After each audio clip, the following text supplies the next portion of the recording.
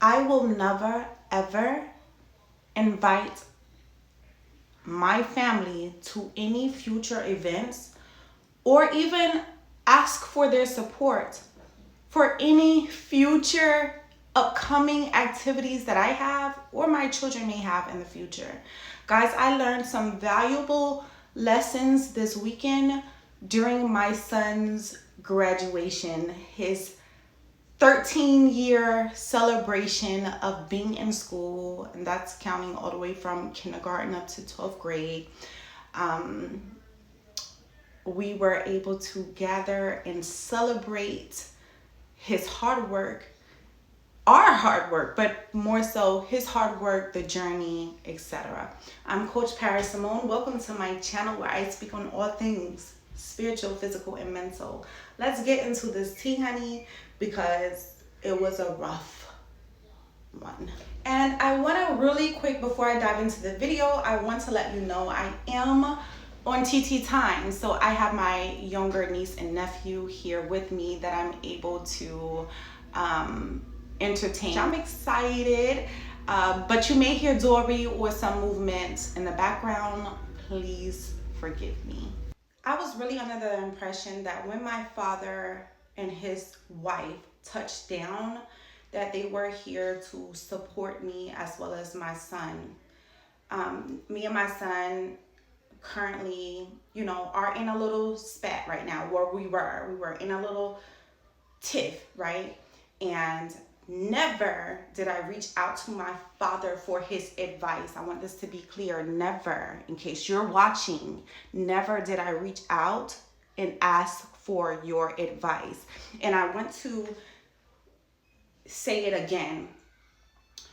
When someone gives advice, unsolicited advice, meaning I didn't ask you, it is criticism, right? Because a person has to have trust, right? They have to have trust, a certain level of respect to go to an individual to seek out their opinion about a particular situation or moves that they want to make on a circumstance or, obstacle that they are going through.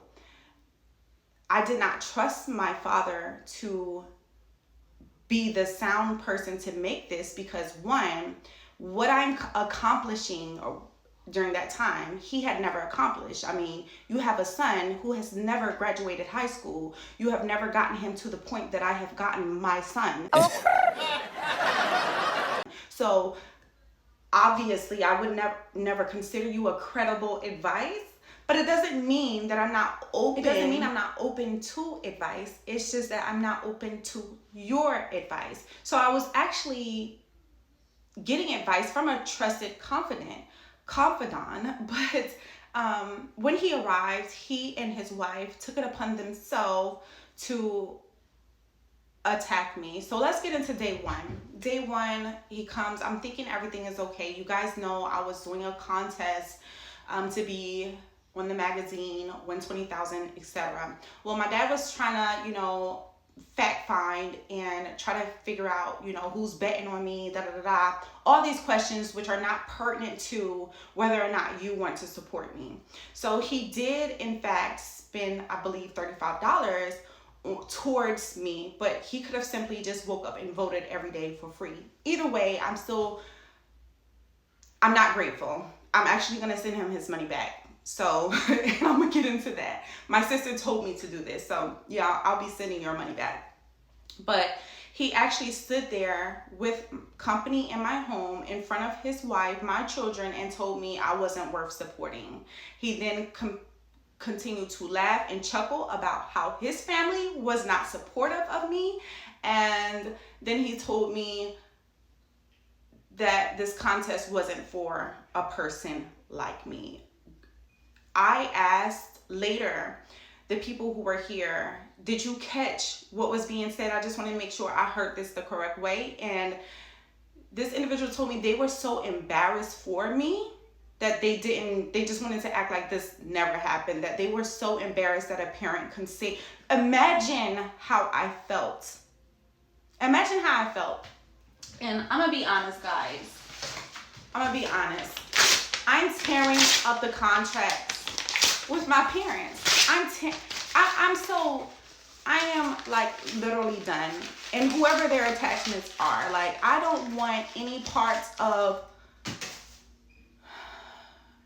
that type of thinking or whatever insanity, dysfunctional mindsets that they play into. I want no parts of, because to sit across somebody and to say that in front of a group of people is, again, very telling. Next day, my father proceeded to go behind my back, so he thought, because I already knew this was taking place.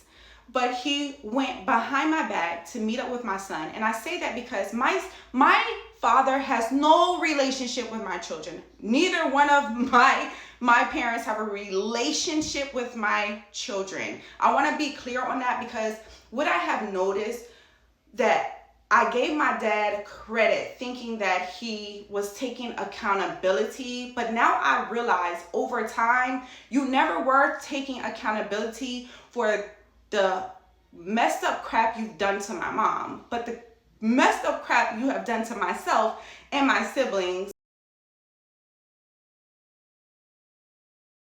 Because what happens is you continue to paint a narrative that never happened. You continue to do that. Like, you say out of one side of your mouth, oh yeah, I made some mistakes. And then you overshadow that with lies of things that you never did for us. And I'm so tired of pretending and acting like, I can just let this go or float on by with what it is that he's saying. Like, I'm so tired of it, because when this woman came to my house after my dad and his wife decided to meet up with my son, they probed him and interrogated him. That's what my son felt like. He literally told me, like, you all bombarded him with questions. My dad and his wife bombarded him with questions. And when you're talking to a teenager, I remember being 18, I'm just going to tell you anything to get you off my chest. Like, at the end of the day, the questions that you were asking was none of your business, that they were asking were none of their business. And I'm sorry, guys, I keep saying you, because I know somehow this video is going to make it to him, and he will be, lost about, I don't know why Paris is not talking to me, as usual. So this is why. You had a woman come to my house and attack me because she had also not raised, she doesn't even know her son. This is out of her own mouth. She does not know her son. She never even got herself to the point where I am. And she, boom, boom, boom, boom, attacked me with facts that she didn't even know were facts or not, right? So you're going off of what information? And she was doing it in an assuming way. Like, she just knew her truth was the truth.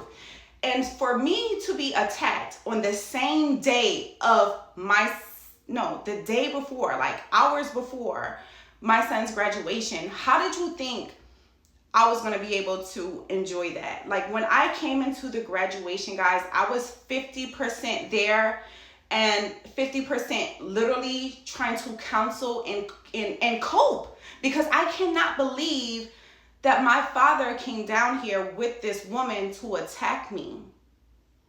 I just couldn't believe it.